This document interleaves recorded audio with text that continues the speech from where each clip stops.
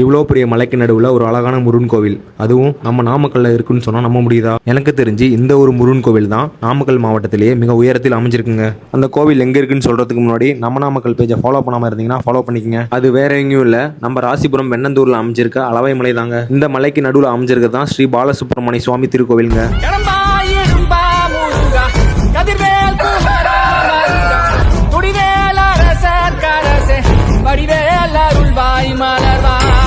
கிட்டத்தட்ட 3000 அடிக்கு மேலே அமைஞ்சிருக்க இந்த கோவிலில் மட்டும்தான் நந்தி சிலையும் மயிலும் அருகருகே அமைஞ்சிருக்குங்க.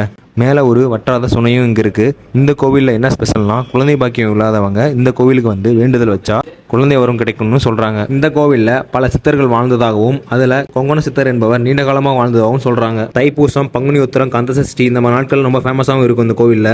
நீங்களும் கண்டிப்பாக அந்த கோவிலுக்கு ஒரு வாட்டியாவது போயிட்டு வாங்க. நீங்கள் நாமக்கல்லேருந்து போகிற மாதிரி இருந்தால் புதன் சந்தை, புதுச்சத்திரம், ஆண்டூர் கேட் வழியாகவும் போகலாம். இல்லைனா ராசிபுரம், வெண்ணந்தூர் வழியாகவும் போகலாம். கண்டிப்பாக இந்த வீடியோ பிடிச்சிருந்தா உங்கள் ஃப்ரெண்ட்ஸ் அண்ட் ஃபேமிலிக்கு ஷேர் பண்ணுங்கள். நன்றி.